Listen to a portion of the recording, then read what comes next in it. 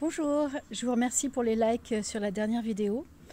Et il m'a été demandé du coup de parler un petit peu du féminin sacré. Alors, je vais essayer de m'y employer, même si je pense vraiment que cette nouvelle ère du Verseau, elle s'emploie vraiment à guérir le masculin sacré. Je pense que le féminin a déjà été travaillé, notamment pendant les guerres où la femme a dû se remonter les manches pour accepter son masculin. Donc elle sait tout faire. Elle est la femme, elle est la maman, elle est aussi celle qui va travailler. Donc elle a déjà engrangé son pouvoir masculin, on va dire, et pacifié son pouvoir masculin. Si je devais synthétiser, j'aime bien faire ça en fait, rendre les choses plus simples à mon avis. Donc m'en veuillez pas si je ne rentre pas dans les détails, mais grosso modo les chakras inférieurs sont plus yang, les chakras supérieurs sont plus yin, donc le côté féminin, les chakras inférieurs sont masculins parce qu'ils sont dans l'action. Encore une fois, le masculin c'est vraiment l'action, le féminin c'est vraiment le recevoir. Donc il faut que dans chaque chakra il y ait une complémentarité qui s'effectue, et c'est de là qu'on appelle le sacré en fait. Quand ça devient sacré, c'est que le chakra a été équilibré par les deux pôles masculin et féminin dans le chakra. Il y a un équilibre entre les deux. Et dans les chakras inférieurs, on va accepter la vulnérabilité, en tout cas le côté intuitif, le côté de réception, le côté intérieur du féminin. La différence ou les caps difficiles, je pense, pour les deux, je l'ai déjà exprimé pour le masculin, c'est quand le masculin, et je pense que c'est la problématique de notre époque, c'est le contrôle. Donc le côté perfectionnisme qui se trouve dans le plexus solaire.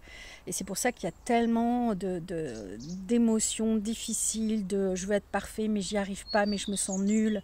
Ça c'est le masculin qui n'arrive pas à accueillir son féminin. Donc sa vulnérabilité et pacifier cette action de contrôle. Et vous voyez bien que le monde est tout le temps dans le contrôle. On veut contrôler sa vie, on veut contrôler sa réussite, on veut contrôler son poids, son alimentation. On contrôle tout et on devient mort de l'intérieur, parce que quand il y a du contrôle, quand il y a du perfectionnisme, on se coupe de nos plaisirs, on se coupe de nos désirs. Il n'y a pas de joie de vivre dans le contrôle, c'est impossible. Et le côté féminin, quand il y en a trop, c'est un peu l'image de la maman poule qui s'ingère dans la vie de son mari ou de son enfant et qui veut trop faire pour lui. Parce que la femme, elle a l'habitude de son énergie yin, c'est l'oubli de soi. Et quand on a un enfant, c'est ce qu'on fait, c'est-à-dire on s'oublie totalement pour être que dans l'énergie de l'enfant. Mais c'est la problématique quand à un moment donné il n'y a pas la responsabilité de l'enfant, on l'étouffe finalement. D'où cette phrase que j'avais déjà entendue qui est celle de l'enfant qui dit à sa mère « mais oui tu m'étouffes ». Et la maman dit « j'ai tout fait pour toi, j'ai tout fait ». Mais elle s'est étouffée elle-même et elle a étouffé son enfant. Donc la problématique c'est de prendre de la distance sur cet enfant et de le voir comme une âme, comme un être à part entier et pas sa chose en fait. Et je trouve la chose difficile dans notre vie aujourd'hui, c'est d'une part que le masculin est trop dans le contrôle et d'autre part la femme est trop dans l'oubli de soi et vit au travers de son enfant ou même de son mari. Donc les femmes, elles ont tendance à vivre au travers du mari et leur donner ce dont ils désirent pour être heureux. C'est donc la soumission de la femme et le tyran d'un côté. Bon, il faut le voir sur soi en fait. Qu'est-ce qui est tyrannisé chez soi? Qu'est-ce qui est dans l'oubli de soi? Trop de l'oubli de soi chez soi. Et voilà, donc quand on arrive à redevenir à l'équilibre dans ses chakras inférieurs et supérieurs, parce que dans les chakras supérieurs, donc le yin, il y a l'expression de soi, la gorge, il y a la vision, il y a l'intuition. Tout ça, c'est des énergies plutôt yin, mais qui doivent, pareil, être complémentaires avec les énergies yang, c'est-à-dire être dans l'action. Donc je m'exprime au niveau de la gorge. C'est cette connexion à la sagesse aussi. Ça aussi, c'est quelque chose qui manque beaucoup, je trouve, dans notre époque. C'est une volonté à tout prix d'être heureux, mais pas la sagesse d'être bien. Euh, C'est-à-dire, je me sens bien. C'est pour ça qu'on crée beaucoup, beaucoup de contrôles. Le contrôle alimentaire, le contrôle de vouloir fumer, le contrôle des drogues. C'est pour ça que je parlais de ça aussi dans l'autre vidéo.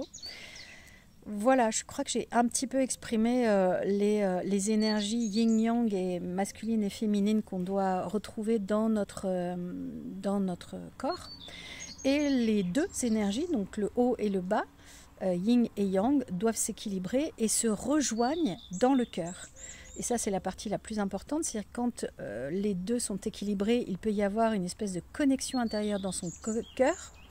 Le cœur, c'est vraiment l'âme, c'est là où se trouve la résidence de l'âme, et c'est là où il y a une fusion, une connexion à son âme. C'est là où tout à coup, la joie de vivre reprend, l'âme peut s'exprimer en totalité dans ses corps, dans son chakra, et comme la vie se fait miroir, eh bien, les choses s'équilibrent dans notre vie aussi. Donc retrouver son âme, c'est retrouver tous ces chakras équilibrés qui se rencontrent dans ce cœur, qui fusionnent ensemble pour s'ouvrir vraiment à ce que certains appelleront la 5D. Alors j'aime pas trop même le mot sacré, c'est des mots un peu compliqués alors que je pense que ça pourrait être beaucoup plus simple. Mais j'utilise ça pour me faire un petit peu comprendre. Et quand il y a réunion dans ce cœur et que ça fusionne ensemble, eh bien oui, il y a une connexion au soi. C'est pas la peine d'utiliser ces mots-là et de l'exprimer de manière compliquée, mais c'est vraiment la reconnexion à soi, la confiance en soi, l'énergie de vivre, c'est la vitalité qui reprend, et puis il y a un sentiment de sagesse, d'être guidé par soi, de faire des choses pour soi. Et le plus important, c'est soi. C'est vraiment comme dans un avion. C'est-à-dire que s'il manque d'air, c'est vous d'abord qui devez mettre le masque avant l'enfant. Parce que c'est ce qu'il y a de plus important. Les enfants sont heureux quand les parents sont heureux. Voilà, j'espère vous avoir éclairé un petit peu sur ça. Prenez soin de votre féminin, de votre masculin. C'est important pour rayonner cette joie intérieure, le soi intérieur, et de vivre en paix avec soi-même. À bientôt. Merci de liker. Merci beaucoup parce que ça m'aide. Vous le savez, malheureusement, c'est pas facile. Il faut toujours quémander de l'attention à l'autre pour être un peu vu et pour pouvoir promouvoir plus facilement. Voilà. Désolée de vous le demander, mais c'est vrai que ça m'aide. Allez, à bientôt.